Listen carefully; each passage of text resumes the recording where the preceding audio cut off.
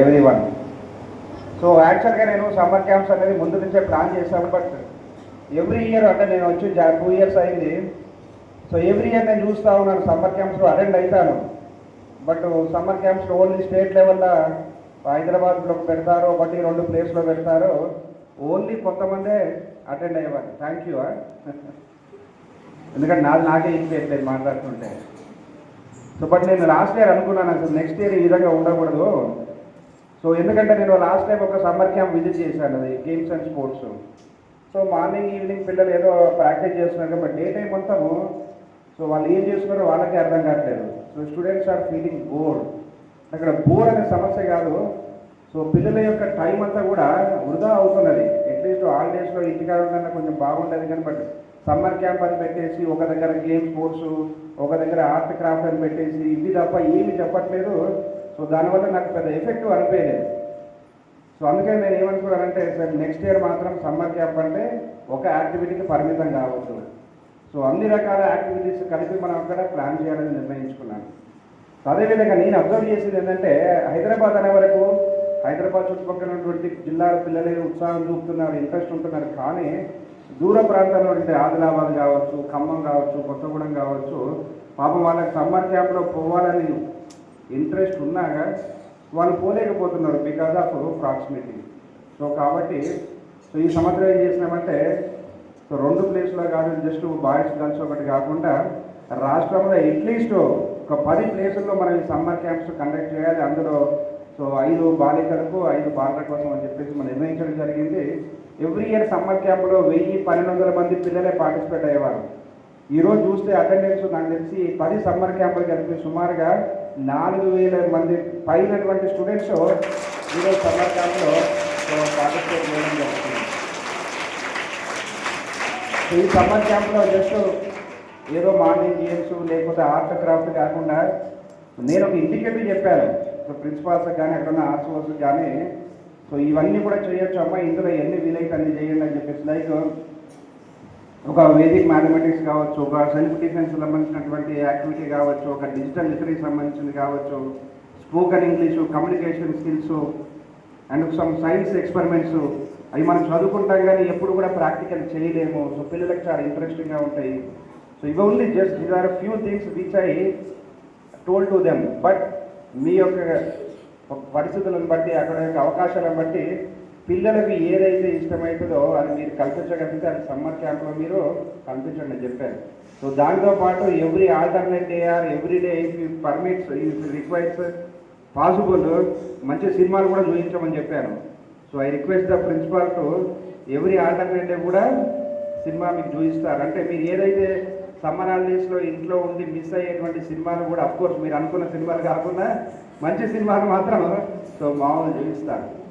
So అల్టిమేట్గా ఉద్దేశం ఏంటంటే జూన్ నుంచి మార్చి వరకు క్లాసులు, యూనిట్ టెస్టులు, SA1లు, FAలు, ప్రీ ఫైనల్స్, ఫైనల్స్. సో ఇదంతా ఉండి దాని నుంచి బయటపడి సమ్మర్ క్యాంప్ అంటే సో కొంచెం ఫ్రెండ్స్తో ఉండాలి, బాగా మనకి ఇష్టమైనది నేర్చుకోవాలి, ఇష్టమైన దాంట్లో మన యొక్క స్కిల్స్ని ఎక్సెల్ చేయాలి. అండ్ ఈ యొక్క 15 రోజులు మీరు లాస్ట్ 1 yearలో ఉన్నటువంటి మీరు ఏదైతే కష్టపడ్డారో అదంతా కూడా మర్చిపోవాలి. అండ్ ఈ 15 రోజుల తర్వాత మీరు ఇంటికి వెళ్ళినప్పుడు you should go to your home with good memories. అరే ఈ సంవత్సరం నేను సమ్మర్ క్యాంప్ వెళ్ళాను, ఈ సమ్మర్ క్యాంప్లో నేను ఇవి నేర్చుకున్నాను, ఈ విధంగా నేను ఎంజాయ్ చేశాను. సో ఈ సమ్మర్ క్యాంప్ బాగా ఉంది. సో దీన్ని చూసి నెక్స్ట్ ఇయర్ సమ్మర్ క్యాంపులు ఈ సంవత్సరం ఓన్లీ 400 అంటున్నాము, అది తెలిసి నెక్స్ట్ ఇయర్ 800 మంది సో రావాలని చెప్పేసి ప్రయత్నం చేయడానికి జరుగుతుంది. అఫ్కోర్స్ ఈ సంవత్సరం 10 పెట్టాము, నెక్స్ట్ ఇయర్ స్టూడెంట్స్ ఇంట్రెస్టింగ్గా ఉంటే నెక్స్ట్ ఇయర్ 20 క్యాంపులు పెడతాం. సో పెద్ద ప్రాబ్లం లేదు దాంట్లో. ఓన్లీ ఏంటంటే స్టూడెంట్స్ ఇంట్రెస్ట్గా ఉండాలి. సో కాబట్టి ఇక్కడ కల్పిస్తున్నటువంటి సో ఏవైతే ఫెసిలిటీస్ ఉన్నాయో వాటికి ఏమున్నాయో జాగ్రత్తగా నేర్చుకోండి. సో అందరూ అన్నింటిలో ఎక్కువ పార్టిసిపేట్ అని లేదు, ఎవరికి ఎక్కువ ఇంట్రెస్ట్ ఉంటే దాంట్లో ఎక్కువ పార్టిసిపేట్ కాండి.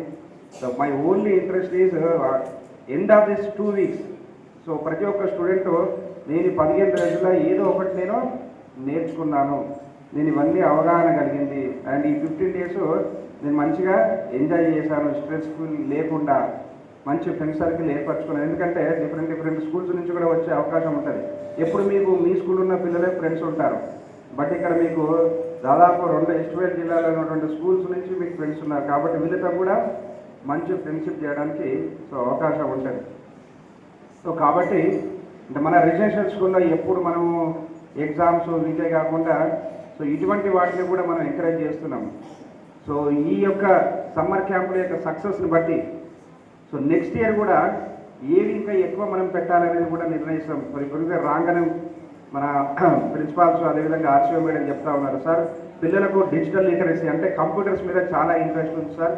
దాన్ని ఇంకా మనము ఎక్కువ నెక్స్ట్ ఇయర్ ఎక్కువ కంప్యూటర్లు పెట్టేసి ఇంకా ఎక్కువ మందికి కూడా ఎక్కువ ట్రైనింగ్ ఇవ్వాలని చెప్తా ఉన్నారు. కాబట్టి ఓన్లీ సమ్మర్ క్యాంపే కాదు, వీలైతే ప్రతి ఒక్క స్కూల్లో కంప్యూటర్ లాబొరేటరీ ఉండాలి మనకు.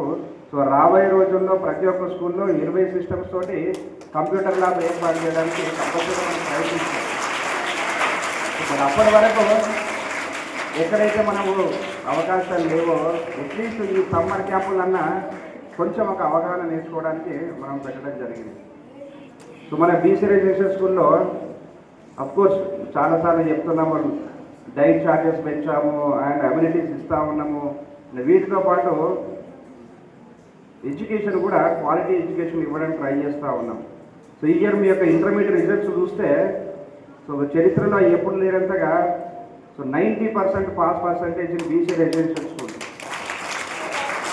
ఇంకా దాదాపుగా రాష్ట్రంలో అన్ని మేనేజ్మెంట్స్ అంటే ఎక్సెప్ట్ జనరల్ రెసిడెన్షియల్ స్కూల్ అంటే వాళ్ళకు ఉండేది చాలా తక్కువ 3000 మంది స్టూడెంట్సే ఉంటారు. బట్ మన దగ్గర ఉన్నటువంటి 264-61 జూనియర్ కాలేజీలో అన్ని కాలేజీలు ఉండి అంత ఎక్కువ మంది స్టూడెంట్స్ ఉండి కూడా highest percentage of pass percentage రావడం అనేది ఈరోజు అంటే అది ఒక్కరి ఏదో సెక్రటరీ యొక్క కృషి, ఏదో ఒక ఆర్సీఓలు ప్రిన్సిపాల్ కాదు, రాష్ట్రంలో పనిచేస్తున్న ప్రతి ఒక్క టీచర్, ఎస్పెషల్లీ ప్రతి ఒక్క జేఎల్స్ ఎవరైతే లాస్ట్ 1 year నుంచి వాళ్ళందరూ నన్ను తిట్టుకుని ఉంటారు, సారు ట్రైనింగ్లు పెడతా ఉన్నాడు, వర్క్షాప్లు పెడతా ఉన్నాడు, ఇవన్నీ వీడియో కాన్ఫరెన్స్ పెడుతున్నాడు, మమ్మల్ని హరాజ్ చేస్తున్నాను కొన్నారు అనుకున్నా కానీ బట్ ఈరోజు వాళ్ళందరూ కూడా ఈ యొక్క రిజల్ట్ చూసి అరే సార్ మమ్మల్ని కొంచెం ఎంబడి పడ్డా కానీ ఇంత మంచి రిజల్ట్ తెప్పించాడని చెప్పేసి చాలామంది జేఎల్స్ అనుకుంటారని అనుకుంటున్నారు. వాళ్ళతో యాక్చువల్గా నేను సభాముఖంగా వీడియో కాన్ఫరెన్స్ పెట్టడానికి కుదరలేదు కానీ but I thank all the teachers those who work very hard for last 1 year in all the junior colleges. ఎందుకంటే అంత మంచి రిజల్ట్ రావడం అనేది if you see intermediate result announce చేసేటప్పుడు secretary education Yogita Rama madam press కాన్ఫరెన్స్లో చెప్పారు, ఈ సంవత్సరము ప్రభుత్వ కళాశాలలో మంచిగా వచ్చినాయి, అందులో బీసీ రెసిడెన్షియల్ స్కూల్లోనే హైయెస్ట్ రిజల్ట్ వచ్చినాయని చెప్పేసి లైవ్గా ప్రెస్ మీట్లో చెప్పడం జరిగింది. అదేవిధంగా చాలా పత్రికలు కూడా చెప్పడం జరిగింది. ఇది ఎందుకు చెప్తున్నానంటే just 1 year of hard work. నాకు తెలిసి లాస్ట్ 1 yearలోనే మనము క్వాలిటీ ఆఫ్ ఎడ్యుకేషన్ ఇంటర్మీడియట్లో పెంచాలని చెప్పేసి ఫోకస్ చేసి మనం మానిటర్ చేస్తేనే ఇంత మంచి ఫలితాలు వచ్చినాయి. ఇదే విధంగా మనము స్కూల్ ఎడ్యుకేషన్ని, స్పోకెన్ ఇంగ్లీష్ని, డిజిటల్ లిటరసీని and competitive exams like EAMCET, NEET, JET వాటి మీద మనం ఫోకస్ చేస్తే నెక్స్ట్ 4 to 5 yearsలో బీసీ రెసిడెన్షియల్ స్కూల్స్ నేను చెప్తున్నాను రాష్ట్రంలోనే నెంబర్ 1 ఇన్స్టిట్యూషన్స్గా మారుతాయి. అదేవిధంగా ఎవరైతే విద్యార్థులు ఈ బీసీ రెసిడెన్షియల్ స్కూల్లో చదువుతున్నారో వాళ్ళు ఏదో వచ్చామో భోజనం తిన్నామో ఏదో చదువుకున్నామని కాకుండా ఎండ్ ఆఫ్ ద డే వాళ్ళకు 4-5 years లేకపోతే 7 years 8 years ఇంటర్మీడియట్ వరకు ఇక్కడ చదువుకున్న తర్వాత డెఫినెట్గా వాళ్ళ యొక్క లైఫ్, వాళ్ళ యొక్క దృక్పథము, వాళ్ళ యొక్క కెపాసిటీ, కేపబిలిటీస్ అన్నీ కూడా మారుతాయి. మారడానికి మేము మా యొక్క ప్రిన్సిపాల్స్, టీచర్లు అందరూ కూడా మేము కృషి చేస్తాం. చివరిగా నాకు ఒకటే విన్నపం, ఎందుకంటే రెసిడెన్షియల్ స్కూల్లో అన్ని ఫ్రీగా ఇస్తామంటే ఏదో గవర్నమెంట్ మాకు ఓన్లీ తిండి పెట్టండా, చదువు చెప్పండా చెప్తుంది, మిగిలినవి చెప్పమని పెద్దగా ఏం చెప్పదు. బట్ ఇవన్నీ కూడా బియాండ్ ద సిలబస్ ఏవైతే చేస్తున్నారో అవన్నీ కూడా అక్కడ ఉన్నటువంటి టీచర్లు, అక్కడ ఉన్నటువంటి ప్రిన్సిపాల్స్ యొక్క మోటివేషన్, వాళ్ళ యొక్క సెల్ఫ్ మోటివేషన్ తోటి వాళ్ళు ఇన్నోవేటివ్గా ఆలోచించి వాళ్ళు ఎంకరేజ్ చేసుకొని వాళ్ళు చేస్తున్నారు. కాబట్టి ఈరోజు ఇంత మంచినటువంటి ఫలితాలు ఒక ఎడ్యుకేషనే కావచ్చు, కాదు స్పోర్ట్స్ అండ్ గేమ్స్ కూడా చూసుకుంటే మీకు తెలియదు ఈ సంవత్సరం 250 మంది స్టూడెంట్స్ నేషనల్స్ ఆడారు మన దగ్గర నుంచి ఒక్క సంవత్సరమే. డిఫరెంట్ ఈవెంట్స్లలో 250 I think that is more number. So ఎవరికైనా టాలెంట్ ఉంటే సొసైటీ ఎంకరేజ్ చేస్తారు. ఫర్ ఎగ్జాంపుల్ మూటకొండూరులో 9th క్లాస్ చదువుతున్నటువంటి అమ్మాయి ఈశ్వర్ అనే అమ్మాయి సెయిలింగ్ క్యాంప్ వెళ్ళారు. ఎవరన్నా ఇక్కడి నుంచి sailing and yachting camp last year ఒక 300 మందికి మనం ట్రైనింగ్ ఇచ్చాము. సో అందులో ఆమె అంచెలంచెలుగా వెదిగి ఈరోజు ఇంటర్నేషనల్ ప్లేయర్ అయింది. So tomorrow on 1st May she's travelling to Italy. Italy ఎక్కడ తెలుసు కదా, యూరోప్. సో ఆమె మొన్ననే వీసా వచ్చింది, బెంగళూరుకి వెళ్ళి వీసా వచ్చింది. She's going to Italy to participate in international tournament in sailing and yachting. Italy కాదు, తర్వాత జర్మనీ వెళ్తుంది. వీటన్నిటిలో కూడా సో సక్సెస్ అయితే అక్టోబర్లో జరిగేటువంటి ఏషియన్ గేమ్స్ కూడా సెలెక్ట్ అయ్యి పార్టిసిపేట్ అయ్యే అవకాశం ఉన్నది. సో సొసైటీ ఇందే కనిపిస్తున్నది కాబట్టి సో అవన్నీ కూడా ఉపయోగించుకోండి. మీరే టాలెంట్ ఉంటే అది చదువు కావచ్చు, ఆటలు కావచ్చు, మిగతా ఎక్స్ట్రా కరికులర్ కావచ్చు, ఎందులో టాలెంట్ ఉన్నా కానీ మిమ్మల్ని ప్రోత్సహించడానికి మీ టీచర్లు ఉన్నారు, మీ ప్రిన్సిపాల్స్ ఉన్నారు, సొసైటీ తరఫున సెక్రటరీ ఉన్నాము, నాకన్నా పైన గవర్నమెంట్ ఉన్నది. అది ఫైనాన్షియల్ కావచ్చు, వేరే రకంగా కావచ్చు, అన్ని రకాలు కూడా బీసీ రెసిడెన్షియల్ స్కూల్లో చదువుకునే స్టూడెంట్ వాటిలో టాలెంట్ ఉండి వాడు వెనకబడిపోవడానికి లేదు. సో వాడు ఎంతవరకు కష్టపడి పైకి వెళ్తాడో సో అంతవరకు ప్రభుత్వం కానీ సొసైటీ కానీ ఇక్కడ ఉన్నటువంటి టీచర్లు కానీ మీకు సహకారం అందిస్తారని మరొకసారి చెబుతూ సో ఇక్కడ ఉన్నటువంటి ఈ యొక్క 2 వారాల సమ్మర్ క్యాంప్ని మీరు బాగా పార్టిసిపేట్ చేయండి.